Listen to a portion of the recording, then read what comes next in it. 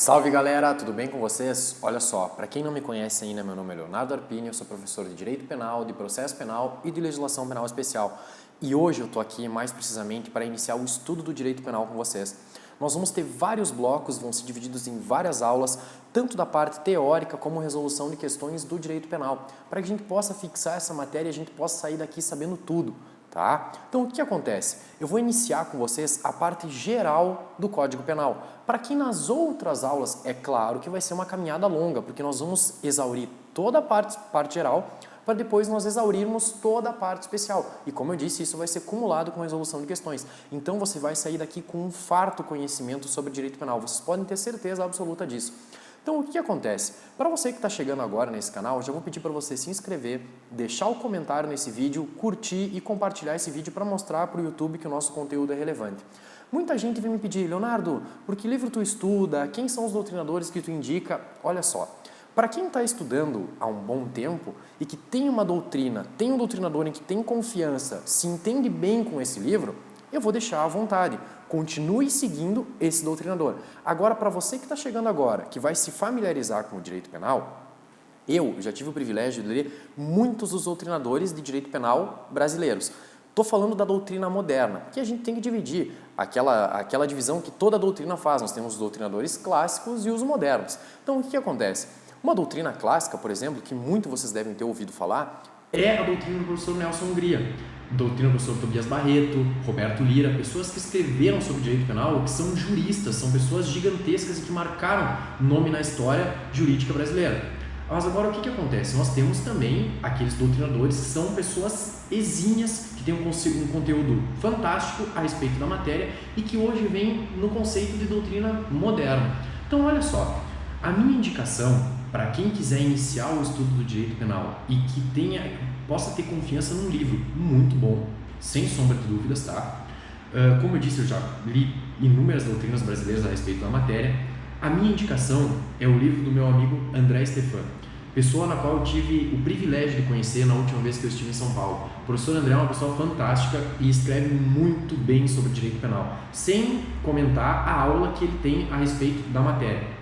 O professor André Stefan é um expoente no direito penal brasileiro. Então, olha só, galera, para vocês que estão iniciando, fica aqui a minha indicação. O livro do professor André Stefan, esse aqui é o volume 1, que é a parte geral que nós vamos estudar aqui nas nossas aulas. O curso do professor André Stefan é dividido em 3 volumes, volume 1, volume 2 e volume 3. O que acontece? Esse livro aqui, ele é excelente para quem está se preparando para concurso, é um livro muito exauriente da matéria, e você vai estar 100% seguro doutrinariamente em direito penal com a aquisição dessa obra, sem sombra de dúvida.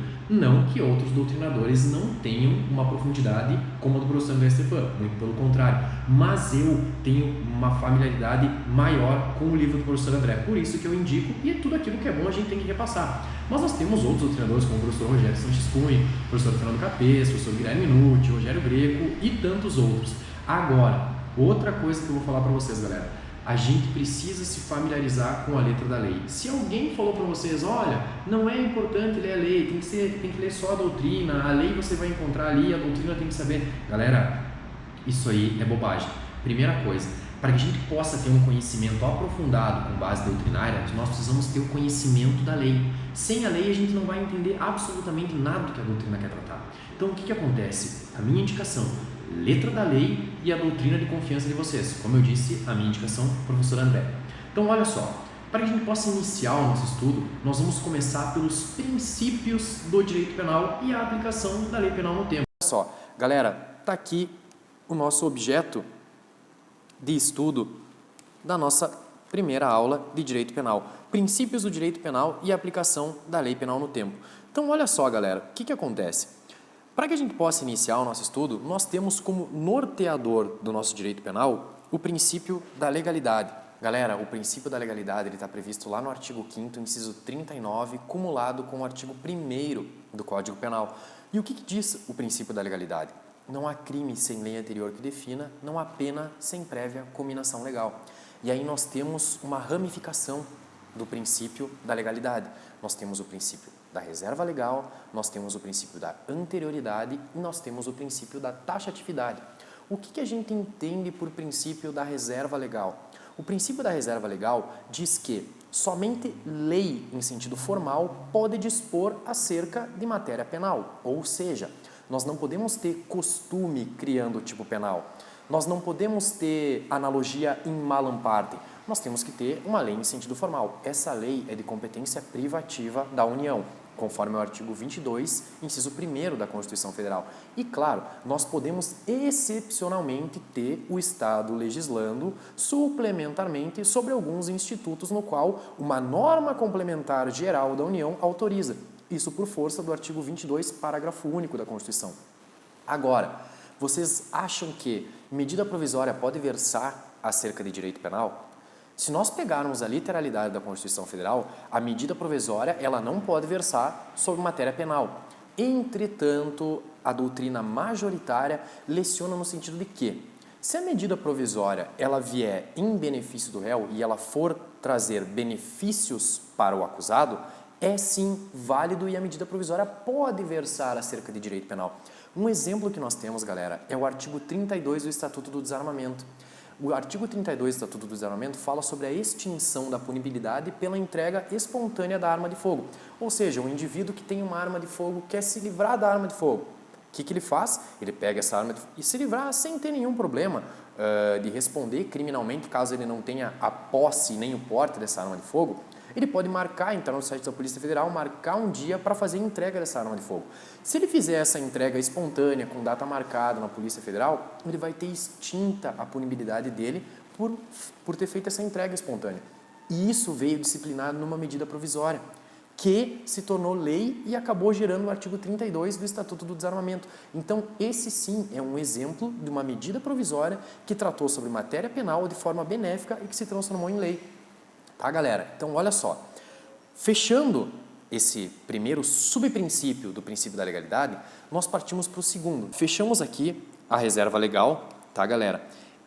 Exigência de lei em sentido estrito, formal, complementar, exclusivamente lei federal, artigo 22, inciso 1º da CF, como eu disse para vocês.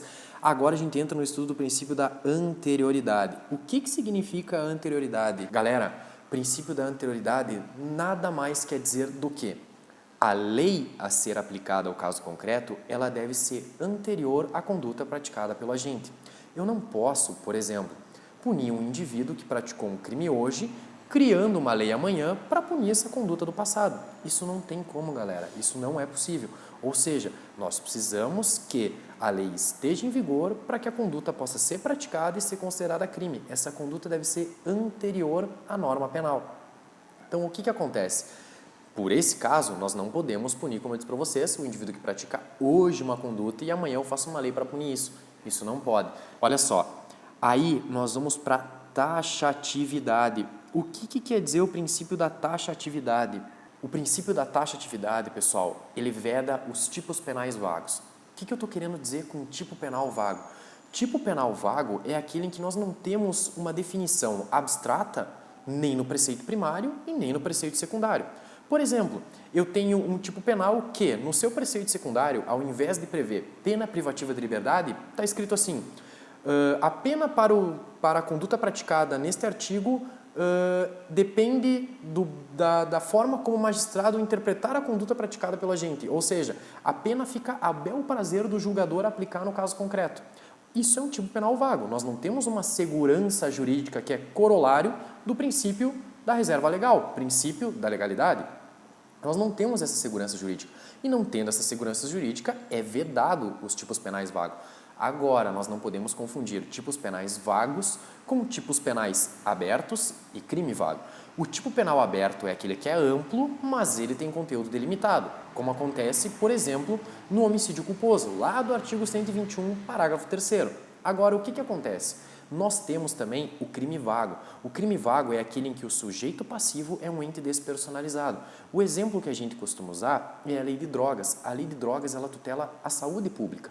Então, a saúde pública, ela é um ente despersonalizado. Ela entra nessa categoria de crime vago. Assim como o Estatuto do Desarmamento, a incolumidade pública, além do registro e o controle das armas de fogo pelo Estado, nós temos a incolumidade pública, a segurança pública. Também nós poderíamos encaixar, nesse meu conceito, como falando para vocês, na questão do crime vago. Então, galera, a gente fecha essas primeiras 3 subdivisões do princípio da legalidade. Seguindo então, continuando com o nosso conteúdo, nós temos mais 2 princípios que derivam dentro da sistemática do princípio da legalidade e que demonstram para nós a importância do direito penal na sociedade. Nós temos o princípio da alteridade, galera. O que eu estou querendo dizer com o princípio da alteridade? O princípio da alteridade quer dizer que o direito penal ele só se preocupa em punir aqueles bens juridicamente violados que sejam alheios. Ou seja, aqui nós temos, por exemplo, a não punição pela autolesão. Ou seja, o bem juridicamente tutelado é meu. Agora, o direito penal, ele se interessa em punir violações a bens jurídicos alheios pelo princípio da alteridade. E também nós temos o princípio da adequação social. O princípio da adequação social quer dizer o quê? Que o direito penal, ele não se preocupa em punir aquelas condutas que são socialmente consideradas adequadas. O que eu posso dizer com isso? Aquele velho exemplo clássico da doutrina de, por exemplo, o pai ou a mãe que tem uma filha pequena, recém-nascida, que a leva até um local para colocar brinco nas orelhas. Nesse momento em que há essa colocação dos brincos nas orelhas da menina, nós temos uma lesão corporal. Nesse caso, essa lesão corporal ela não é punida porque essa é uma conduta socialmente adequada, que a sociedade tolera. Então não há que se falar em punição por parte do direito penal. Fechando o princípio da alteridade, pessoal, e o princípio da adequação social, a gente ainda segue para falar do princípio da insignificância. Esse aqui, muito importante e muito aplicado no dia a dia, na prática, seja da sua forma própria ou seja da sua forma imprópria. Galera, o princípio da insignificância, o que ele significa? O princípio da insignificância, pelo próprio nome insignificância ou bagatela, nós temos a incidência desse princípio quando nós temos uma insignificante lesão ou perigo de lesão a um bem jurídico. Só que aí nós temos uma bifurcação. Nós temos o princípio da bagatela própria e o princípio da bagatela imprópria. O que eu estou querendo dizer? Quando eu estou falando em princípio da insignificância próprio, eu tenho uma conduta que é materialmente atípica, ou seja, eu não tenho a tipicidade material, eu não tenho o elemento subjetivo tornando essa conduta materialmente atípica. Nesse caso, eu estou falando de princípio da insignificância próprio. No momento em que eu tenho, por exemplo, o princípio da insignificância impróprio, a gente já muda de figura.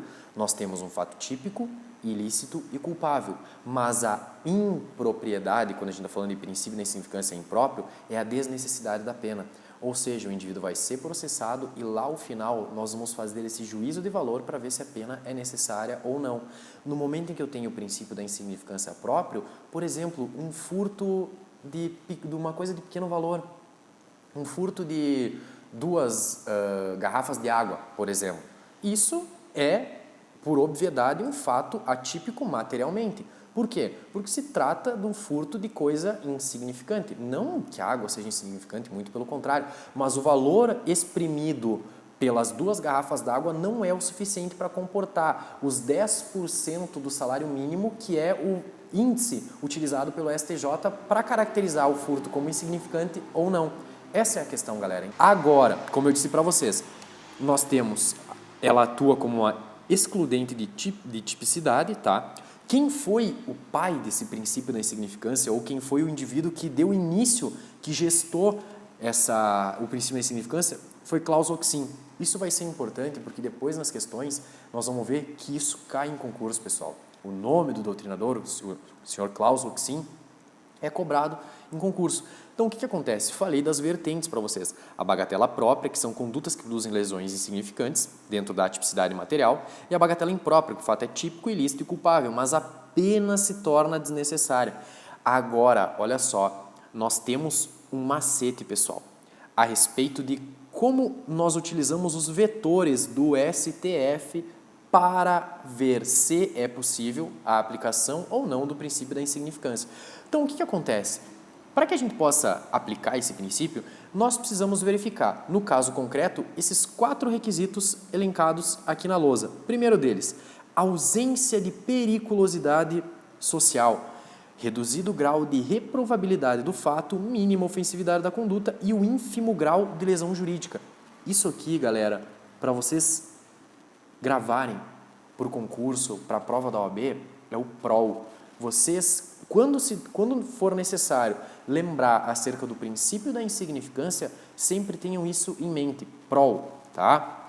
É um macete que costuma funcionar quando a gente fala a respeito dos parâmetros do STF para incidência do princípio da insignificância. Então, lembrem desse macete, anotem isso aqui, que isso é importante, pessoal. Isso cai em concurso, tá? Olha só, vamos seguir. O nosso conteúdo sobre lei penal no tempo. Galera, olha só, a lei penal no tempo, nós temos que partir da seguinte premissa. Nós temos o princípio da irretroatividade da lei penal, ou seja, a lei penal ela não retroage. Agora, nós temos o princípio da retroatividade da lei penal benéfica. Dentro da retroatividade da lei penal benéfica, nós temos duas categorias de normas penais. Nós temos a lex missior e a lex gravior. Dentro da lex missior, nós temos a abolitio criminis. O que é a abolitio criminis, galera? A abolitio criminis é a nova lei que descriminaliza condutas, tá? Isso também é uma causa extintiva da punibilidade que está prevista lá no artigo 107 do Código Penal, a abolitio criminis. Nós temos a novatio legis in melius. O que é a novatio legis in melius? É aquela lei que continua mantendo a criminalização da conduta, mas que traz regras mais brandas para a punição, por exemplo, dessa conduta. E aí nós não podemos esquecer da súmula 611 do STF, que diz que compete ao juiz da execução penal a aplicação da lei penal mais benéfica. E, do outro lado, eu tenho a lex gravior, que eu falei para vocês. Eu tenho a novatio legis incriminadora e eu tenho a novatio legis impeius. O que acontece? A novatio legis incriminadora é aquela nova lei que vem e criminaliza uma conduta. Nada mais é do que uma lei que cria um tipo penal. E a novatio legis impeius é aquela lei que mantém a criminalização da conduta, mas agrava a sua aplicação. Então, nesses casos aqui, eu não tenho a retroatividade, elas são irretroativas, mas nesse caso eu tenho a retroatividade. Um exemplo de novatio legis incriminadora, se nós pegarmos a Lei 13.718 de 2018, que trouxe ao Código Penal, que alterou o título da dignidade sexual e trouxe, por exemplo, o crime de importunação sexual, o crime de divulgação de cena de sexo. Muito vocês ouviram falar na mídia daqueles indivíduos que se masturbavam, por exemplo, dentro de um ônibus em São Paulo e acabavam ejaculando nas vítimas. Nesse caso, nós não estaríamos falando, naquele período de tempo, em importunação sexual, mas estaríamos falando da contravenção penal do artigo 61 da Lei de Contravenções Penais, que era a importunação ao pudor. E aí o que acontece? Com a Lei 13.718, o legislador trouxe a importunação sexual, ou seja, isso é uma novatio legis impeius e uma novatio legis incriminadora. O que acontece? Desculpa, pessoal, novatio legis impeius não, uma novatio legis incriminadora porque trouxe os tipos penais. Mas o que acontece? Nesse caso, eu não poderia, por exemplo, retroagir essa norma para punir aqueles indivíduos que praticaram a contravenção do artigo 61, que hoje virou um crime do artigo 217, se não me falha... 217 não, pessoal. 217A, se não me falha a memória, do Código Penal, tá? Então, o que acontece? Nesse caso, não pode haver a retroatividade dessa lei. Mas agora, galera, o que mais que a gente tem dentro da aplicação da lei penal no tempo? Como eu disse para vocês, nós temos o princípio da retroatividade benéfica, que é quando a lei vai poder retroagir para beneficiar o réu.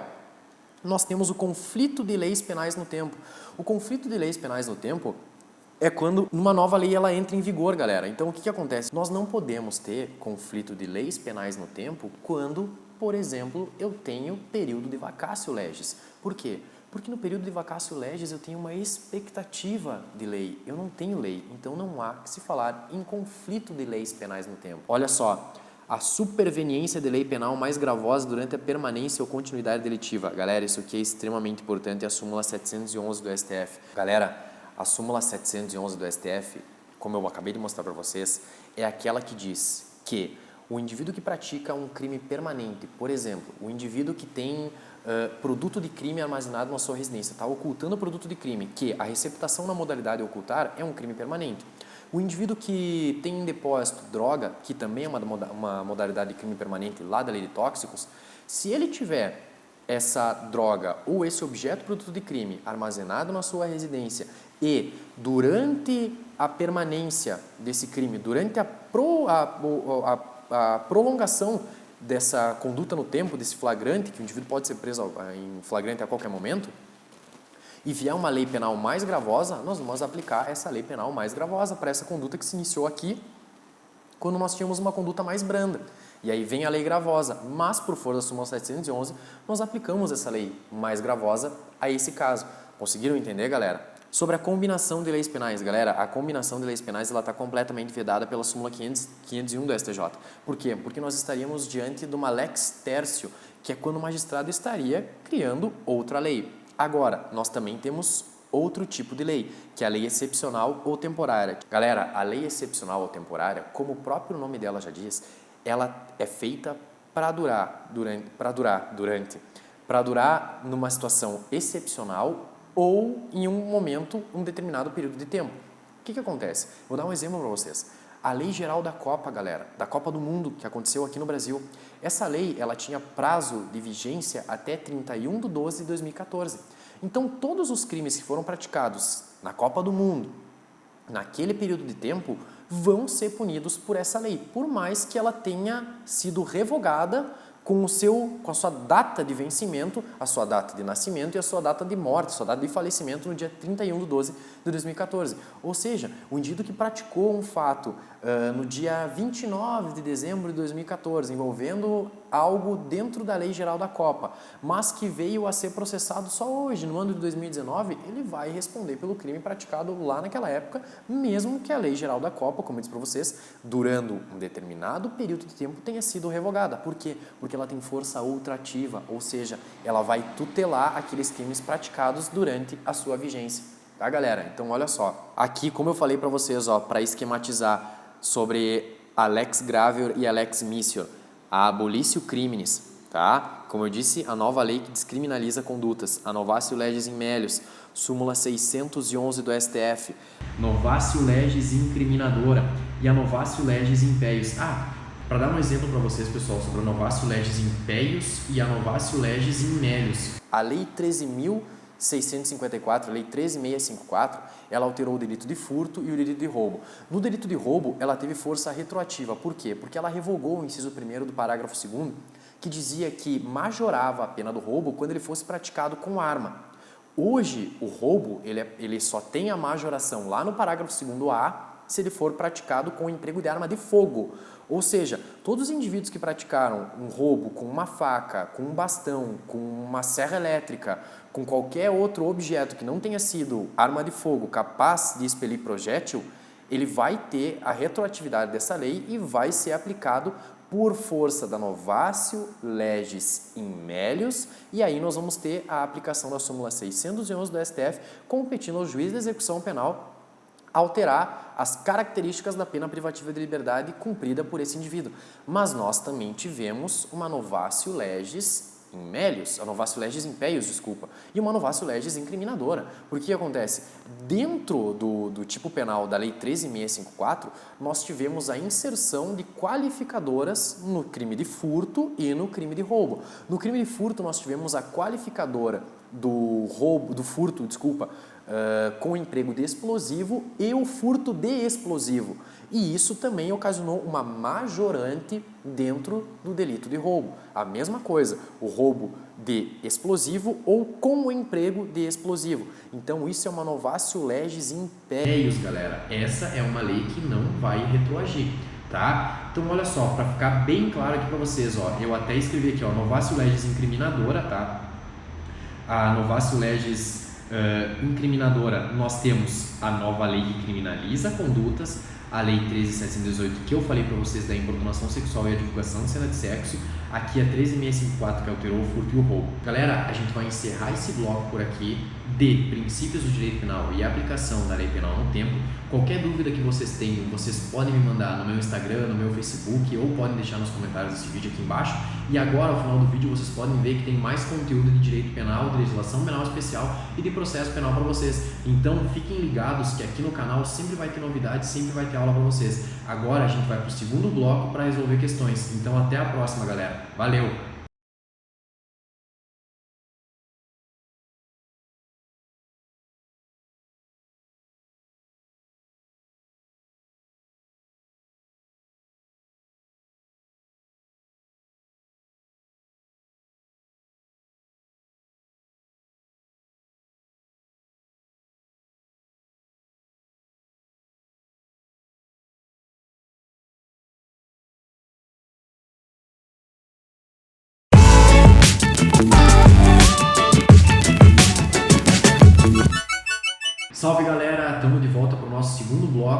solução de questões e vamos fixar bem direitinho toda a matéria que a gente viu no primeiro bloco. Olha só, galera, vamos lá. Primeira coisa, questão número 1, Banca CESP 2019 TJ da Bahia.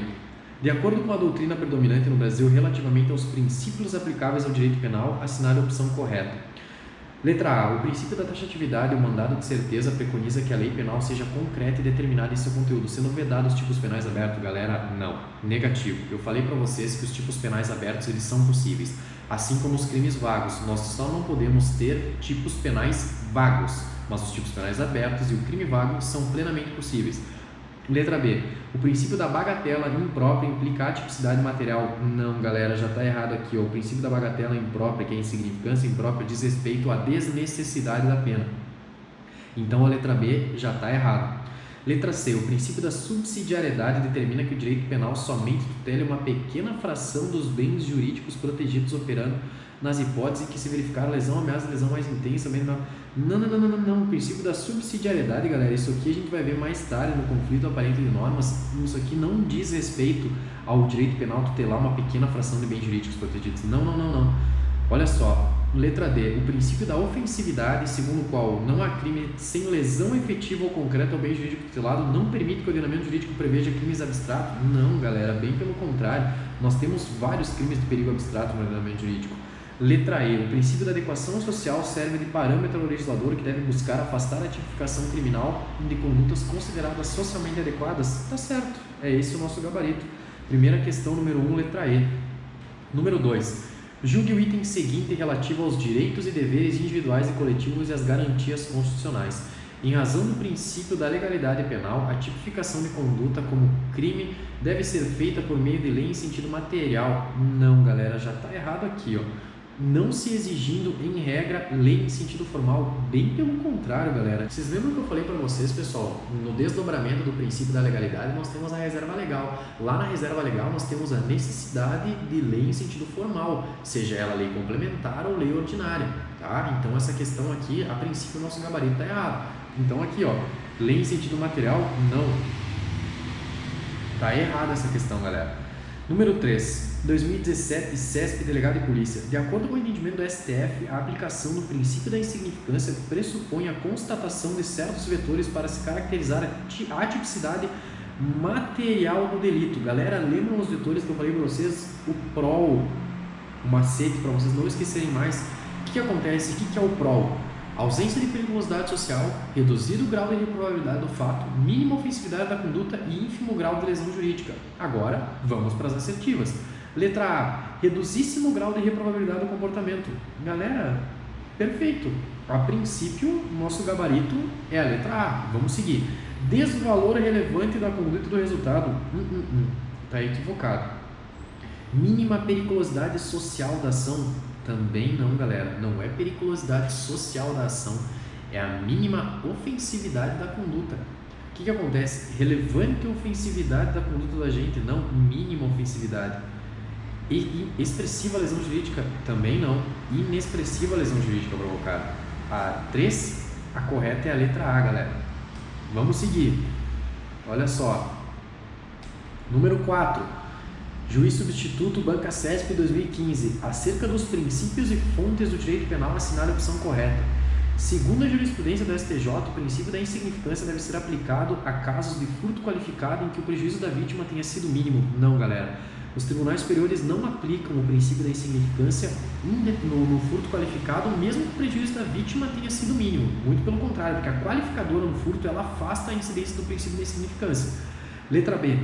Conforme o entendimento da STJ, o princípio da adequação social justificaria o arquivamento de inquérito policial instaurado em razão de venda de CDs e DVDs. Quando a gente vai estudando a parte especial do direito penal, eu vou falar para vocês sobre o crime de violação do direito autoral. Isso foi tese da Defensoria Pública, se eu não me engano, de São Paulo.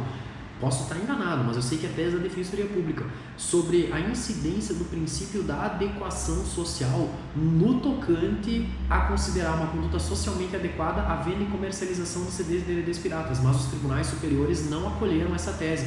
E hoje, mesmo que o indivíduo venda CDs e DVDs piratas, isso é uma prática criminosa que está prevista lá na parte especial do Código Penal. Mas isso vai ser assunto para os nossos próximos blocos, para quando a gente chegar lá na parte especial. Olha só. Letra C, depende-se do princípio da lesividade que a autolesão, via de regra, não é punível. Galera, a princípio, o nosso gabarito aqui é letra C. Vamos ver. Depende-se da aplicação do princípio da insignificância em determinados casos que a conduta em questão é formal e materialmente atípica. Não, galera. Materialmente atípica, sim. Formalmente, aí não. Letra E. As medidas provisórias podem regular matéria penal nas hipóteses de leis temporárias ou excepcionais. Galera, em matéria de lei temporária e lei excepcional, não.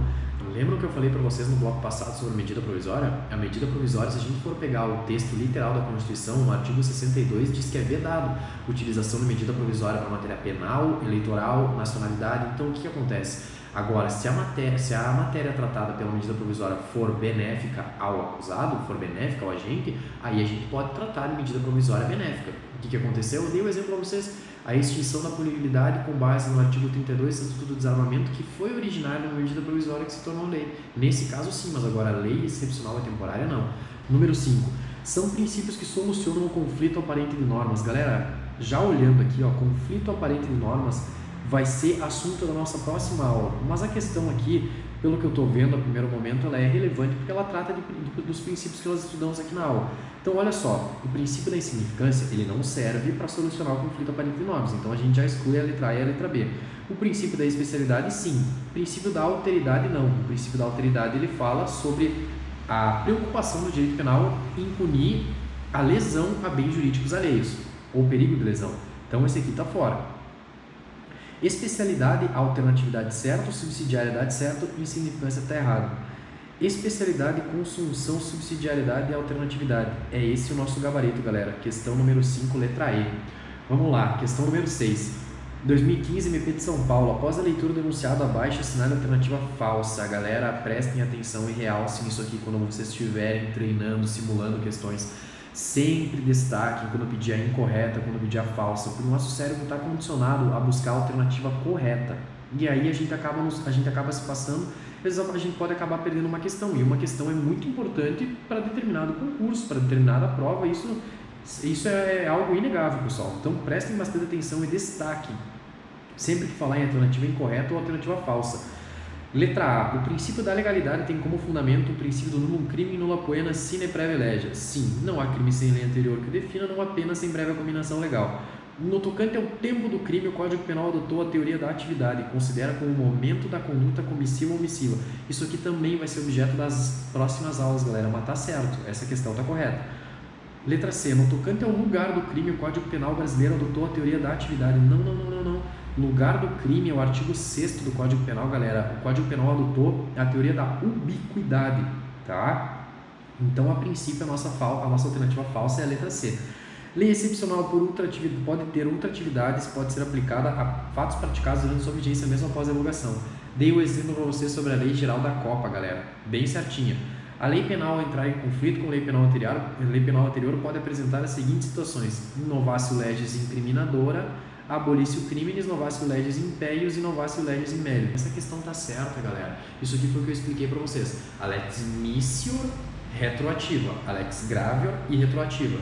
Na lex missior, novatio legis in melius e abolicitio criminis. Na lex gravior e retroativa, novatio legis incriminadora e novatio legis impeius. Exatamente a definição do que está aqui na letra E. Então, o nosso gabarito aqui é a letra C, galera. O que acontece? Vamos seguir. Número 7. Configura desdobramento do princípio da reserva legal, exceto, olha aqui, ó, destaca, galera. Lex prévia, certo. Lei estricta, certo. Lex scripta, lei escrita, lei estrita, lei certa, também. Ultima ratio, isso aqui, galera, é a última razão, ou seja, é o chamamento do direito penal quando nenhum outro ramo jurídico conseguiu dar solução para determinado fato, tá? Então, o nosso gabarito na letra 7, na número 7 é a letra E. Vamos seguir. Número 8. Assinale a alternativa que apresenta o princípio que deve ser atribuído à cláusula sim. Defensor da tese da tipicidade penal exige uma ofensa à gravidade dos bens jurídicos protegidos. Lembram quem é o autor do princípio da insignificância? O próprio cláusula sim. Foi o que eu falei para vocês lá no bloco passado. Então, não vamos nem nos deter a perder muito tempo na questão, porque o nosso gabarito aqui é a letra A, princípio da insignificância. princípio da intervenção mínima está fora, fragmentariedade, adequação social e humanidade também. 9. Acerca dos princípios que limitam e informam o direito penal, é correto afirmar: a responsabilidade pela indenização do prejuízo que foi causado pelo crime imputado ao agente não pode ser estendida aos seus herdeiros sem que haja violação do princípio da personalidade da pena. Galera, isso aqui está errado. No tocante aos prejuízos, efeito secundário da pena, no efeito primário da obrigação de reparar o dano, aqui nesse caso, pode sim se estender aos outros indivíduos herdeiros do agente criminoso até os limites das forças de herança. Conforme o princípio da culpabilidade, a responsabilidade penal é subjetiva. Até aqui tudo certo. Pelo que nenhum resultado penalmente relevante pode ser atribuído a quem eu não tenha produzido por dolo ou culpa. Elementos finalisticamente localizados na culpabilidade. Não, galera.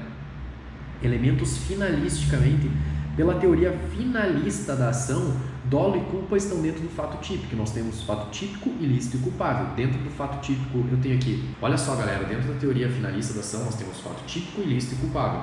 Dentro do fato típico, eu tenho o quê? Conduta, dolo e culpa e o nexo de causalidade e o resultado nos crimes materiais. Na culpabilidade, eu tenho o quê? A imputabilidade, a potencial consciência da ilicitude e a exigibilidade de conduta diversa. Então, o dolo e culpa não estão na culpabilidade, mas sim no fato típico. Então, essa questão aqui também está equivocada, galera. Letra C. O princípio da insignificância funciona como causa de exclusão da culpabilidade, sendo requisitos de sua aplicação a ofensividade da conduta, a ausência de periculosidade social e da ação de exclusão. Galera, não é exclusão de culpabilidade. Isso aqui não é exclusão de culpabilidade, isso aqui é exclusão de fato típico, tá? Letra D. O princípio da legalidade, do qual decorre reserva legal, certo? Veda o uso dos costumes e da analogia para criar tipos penais incriminadores, perfeito. Ou agravar as infrações existentes, embora permita a interpretação analógica da norma penal. Galera, gabarito letra D, tá? Galera, se ficou alguma dúvida a respeito das questões, a respeito de alguma coisa da aula, vocês podem me mandar no meu Instagram, podem me mandar no meu Facebook ou podem deixar nos comentários desse vídeo aqui embaixo, que assim que eu conseguir visualizar, eu faço questão e o prazer de responder as dúvidas de vocês. Então, galera, bons estudos, fiquem com Deus, mantenham-se firme aí e até a nossa próxima aula. Valeu!